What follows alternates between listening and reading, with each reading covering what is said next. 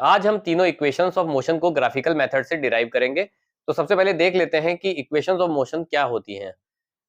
तो first equation of motion होती है v is equal to u plus a t. Second equation s equal to u t plus half of a t square, और v square is equal to u square plus twice s third equation of motion होती है।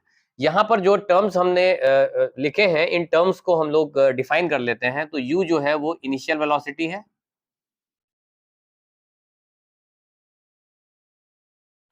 v is the final velocity,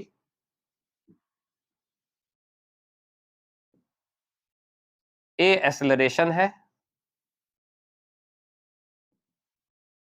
t is the time interval,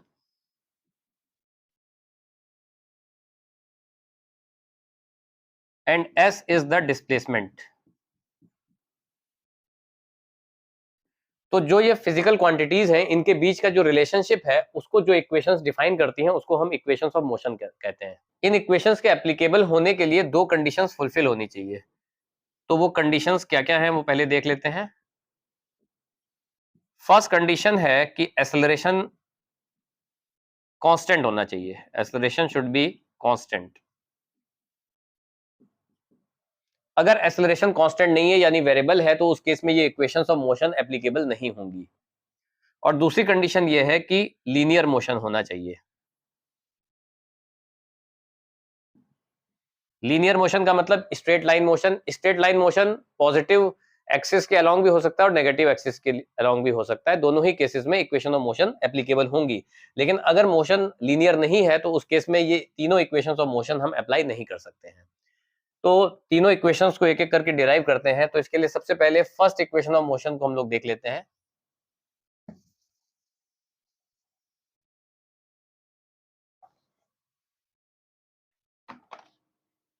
तो सबसे पहले हम velocity time graph draw कर लेते हैं, जहां पर y एक्सिस पे वेलोसिटी है और x एक्सिस पे टाइम है। एक ऑब्जेक्ट सपोज ए पॉइंट से अपना मोशन स्टार्ट करता है और वो बी पॉइंट पर अपने मोशन को एंड कर देता है, और यहाँ पर ओरिजिन है। तो ओरिजिन पे टाइम की वैल्यू 0 है और साथ में वेलोसिटी की वैल्यू भी 0 है। जो ए पॉइंट है, ए पॉइंट पर इस ऑब्जेक्ट की कुछ ना कुछ वेलोसिटी होगी, जिसको हम इनिशियल वेलोसिटी कह सकते हैं। तो इसको हम स्मॉल यू से यहाँ पर दिखा देते हैं। बी पॉइंट पर इसकी वेलोसिटी सपोज स्मॉल वी हो जाती है, तो इसको हम यहाँ पर स्मॉल वी दिखा से रिप्रेजेंट कर देते हैं।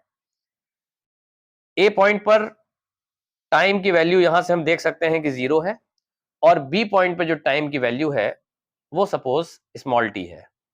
अब हम जानते हैं कि जो एक्सेलरेशन होता है वो वेलोसिटी टाइम ग्राफ का स्लोप होता है। तो acceleration equal to slope of VT graph. तो यहां पर एक्सेलरेशन निकालने के लिए हमको वीटी ग्राफ का स्लोप निकालना पड़ेगा। तो वीटी ग्राफ का स्लोप जो है वो कितना हो जाएगा, हम ये देख लेते हैं। सपोज ये एंगल थीटा है, तो स्लोप हो जाएगा tan ऑफ थीटा। अब tan थीटा की वैल्यू अगर हमें निकालनी है, तो सपोज हम इस पॉइंट को C बोल देते हैं। तो इसका जो स्लोप है वो हो जाएगा BC डिवाइडेड बाय AC। इस पॉइंट को अगर हम D बोल देते हैं, BC की वैल्यू कितनी हो जाएगी, BC will be equal to BD minus CD। तो इसको लिख देते हैं BD minus CD divided by AC। AC की वैल्यू कितनी है, हम यहां से देख सकते हैं AC की वैल्यू स्मॉल t के बराबर है। अब BD की वैल्यू अगर देखी जाए, तो BD जो है वो स्मॉल v के बराबर में है, तो इसको v लिख लेते हैं, माइनस CD की वैल्यू कितनी है, स्मॉल u, यानी initial velocity divided by time. तो यहां से एक्सेलरेशन की value v minus u divided by t आ जाएगी। इसको हम लिख सकते हैं v minus u equal to a t, और v is equal to u plus a t, जो कि फर्स्ट इक्वेशन ऑफ मोशन है। तो इस तरह से हमने फर्स्ट इक्वेशन ऑफ मोशन को डिराइव कर लिया है। अब हम सेकंड इक्वेशन ऑफ मोशन को देखेंगे। सेकंड इक्वेशन ऑफ मोशन होती है s equal to u t plus half of a t square. इसको डिराइव करने के लिए हमको डिस्प्लेसमेंट का टर्म यहाँ पर इंक्लूड करना पड़ेगा। तो हम जानते हैं कि डिस्प्लेसमेंट जो है वो वेलोसिटी टाइम ग्राफ का एरिया होता है। So displacement s equal to area of velocity time graph. तो अगर वेलोसिटी टाइम ग्राफ का हम एरिया देखें तो एरिया कौन सा हो जाएगा, जो ए बी ग्राफ है वो जो एरिया कवर कर रहा है टाइम एक्सिस के साथ में, यानी जो ये शेडेड रीजन यहां पर दिखाया गया है, इसका अगर हम एरिया निकाल लेते हैं तो वो हमें डिस्प्लेसमेंट मिल जाएगा। तो इसका एरिया कितना हो जाएगा, तो हम क्लियरली देख सकते हैं कि ये एक ट्रेपेजियम है। तो अगर ट्रेपेजियम का एरिया हम निकाल लेते हैं तो वही वेलोसिटी टाइम ग्राफ का एरिया हो जाएगा। तो that will be equal to area of trapezium. और ट्रेपेजियम कौन सा है, A B D O A, A B D O A. और हम जानते हैं कि एरिया ऑफ ट्रेपेजियम होता है half of sum of parallel sides multiplied by distance between them.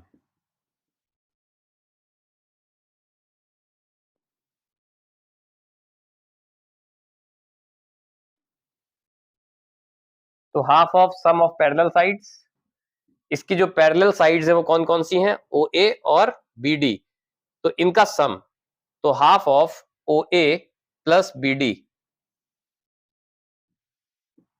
Multiplied by distance between them. ये जो पैरेलल साइड्स हैं इनके बीच का डिस्टेंस देखिए कितना है, ओडी के बराबर। तो इसको यहां लिख देते हैं। तो हाफ ऑफ ओ ए की वैल्यू स्मॉल यू के बराबर है, initial velocity, plus b d जो है वो फाइनल वेलोसिटी वी है, मल्टीप्लाइड बाय ओडी। ओडी की वैल्यू क्लियरली हम देख सकते हैं कि वो स्मॉल टी के बराबर है। तो यहां से हमें डिस्प्लेसमेंट की वैल्यू इतनी मिल जाती है। अब सेकंड इक्वेशन ऑफ मोशन को डिराइव करने के लिए हम देख सकते हैं कि सेकंड इक्वेशन ऑफ मोशन में कहीं पर भी फाइनल वेलोसिटी का टर्म नहीं है। तो हम क्या करेंगे, जो फाइनल वेलोसिटी का टर्म है इसको यहां से एलिमिनेट कर देंगे।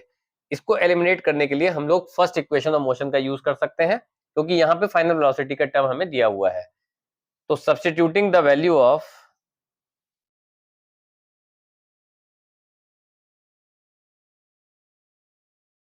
Final velocity v from first equation of motion.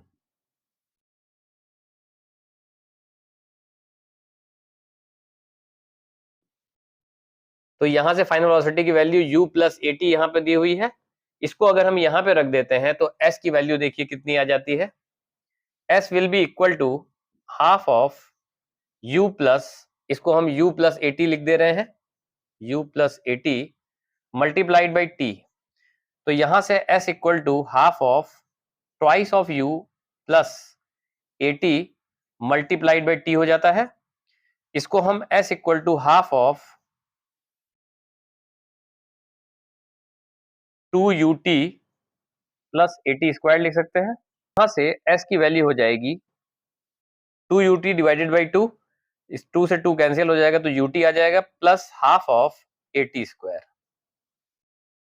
Which is the second equation of motion. तो इस तरह से second equation of motion derive हो जाती है। अब हम थर्ड इक्वेशन ऑफ मोशन को डिराइव करेंगे।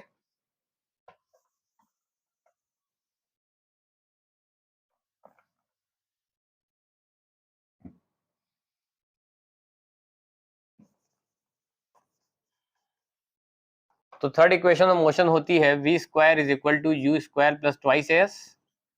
यहां पर हम देख सकते हैं कि इसमें भी s यानी डिस्प्लेसमेंट का टर्म रहता है, और डिस्प्लेसमेंट के टर्म को हम पिछली बार ये देख चुके हैं कि डिस्प्लेसमेंट की वैल्यू होती है half of u plus v into t. ये चीज हम देख चुके हैं अभी पहले। तो हम देख सकते हैं कि यहाँ पे final velocity, initial velocity, acceleration और डिस्प्लेसमेंट का टर्म होता है, लेकिन टाइम का टर्म कहीं भी नहीं होता है। तो अगर हम यहाँ पर टाइम के टर्म को एलिमिनेट कर देते हैं तो उस केस में हमको थर्ड इक्वेशन ऑफ मोशन मिल जाएगी। तो टाइम के टर्म को एलिमिनेट करने के लिए हम again first equation of motion को यूज करेंगे और यहाँ से टी की वैल्यू निकाल करके उसको यहाँ पर सब्स्टिट्यूट कर देंगे।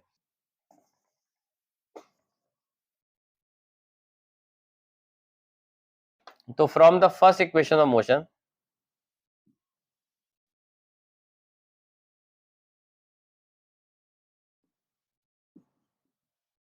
v is equal to u plus a t, यहां से हम लिख सकते हैं कि time t is equal to v minus u divided by a. Time की वैल्यू जो हमने निकाली है इसको हम यहां सब्स्टिट्यूट कर देंगे, ठीक है। तो इसको सब्स्टिट्यूट करने पर हमें मिल जाएगा s equal to half of u plus v multiplied by t, और t को हम v minus u divided by a लिख सकते हैं। इस 2 को जब इस तरफ ले जाते हैं तो twice of s is equal to u plus v multiplied by v minus u divided by a मिल जाएगा। यहाँ पे जो ये a है एक्सेलरेशन का टर्म, इसको भी हम इधर ट्रांसफर कर देते हैं, तो twice as will be equal to u plus v multiplied by v minus u. अब u प्लस वी को v प्लस यू भी लिख सकते हैं multiplied by v minus u. यहां से ट्वाइस as की वैल्यू आ जाती है v square minus u square के बराबर। तो यहां से twice as equal to v square minus u square हो जाएगा। तो इसको हम लिख सकते हैं कि v square minus u square is equal to twice of as, और v square is equal to u square plus twice as, जो कि थर्ड इक्वेशन ऑफ मोशन है। तो इस तरह से हमने तीनों इक्वेशंस ऑफ मोशन को ग्राफिकली डिराइव कर लिया है।